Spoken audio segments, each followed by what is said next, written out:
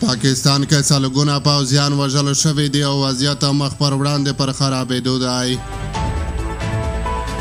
سلام ستړي مشه پام وکړئ د ایران ټي وي یوټیوب چینل څخه تازه او مهم خبر ته.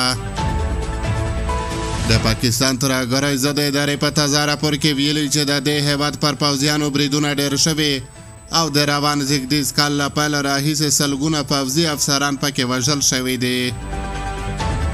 د یادې ادارې په راپور کې راغلی چې د پاکستان تر کنټرول لاندې قبایلي سیمو او خیبر پښتونخوا کې د روان زیږدیز کال له پیله راهیسې 337 تنه پاکستاني پوځیان چې ګڼ شمېر لوړ رتبه افسران هم پکې شامل دي وژل شوي دي او دغه راز 614 تنه نورو ټپیان شوي دي. د دغه راپور په یوه برخه کې راغلي روان کال په ډیره اسماعیل خان کې 53 تنه، په بنو کې 58، په شمالي وزیرستان کې 50، په جنوبي وزیرستان کې 38، په باجوړ کې 29، په خیبر پښتونخوا کې 22، په پېښور کې 18، په کورما کې 14، هزاره کې 1، په مردان کې 11، په کوهاټ کې 10 تنه، په دیر کې 8 تنه او په مهمندو کې 2 افسران وژل شوي دي. د پوځي چارو کارپوهان وایي چې د پاکستان د ناسم سیاست له امله په قبایلي سیمو او خیبر پښتونخوا کې ناامني او پر پوځیانو بریدونه ډېر شوي او امنیتي وضعیت یې ورځ تر بلې خرابېږي.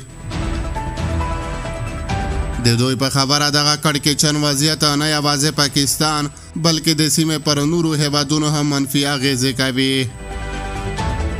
دغه کارپوهان زیاتوي چې په هیواد کې مخالفې ډلې پیاوړې شوې او اوس سخته ده چې د پاکستان حکومت یې مهار کړی شي. د پوځي چارو کارپو خلیل احمد وایي د پاکستان حکومت او په ټوله کې د پاکستان نظامیان او استخبارات د خپل هغه سیاست پایله ګوري چې په تېرو 45 کلونو کې د افغانستان په اړه غوره کړی و. دوی اوس خپل کارلې ریبي او وضعیت به ورځ تر بلې لا پسې خراب شي ځکه چې هلته TTP، بلوچ ازادي غوښتونکي، سندیان او د پښتون ژغورنې غورځنګ PTM فعال دي او ټول خپل حقونه او ازادي غواړي.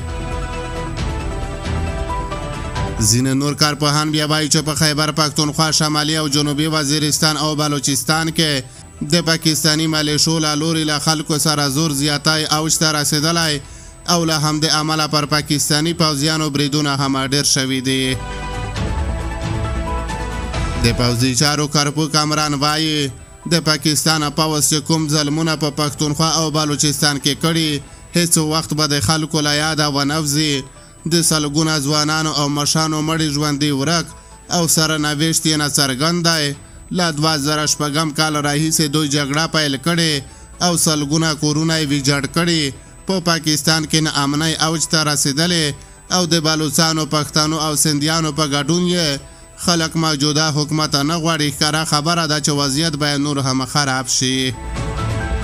د راپورونو له مخې قبایلي سیمې په دې وروستیو کې د ناامنیو کوربه دي او پکې د پاکستان حکومت ضد بریدونو زور اخیستی چې تر ډیره پکې پوځیان پر نښه او وژل کیږي.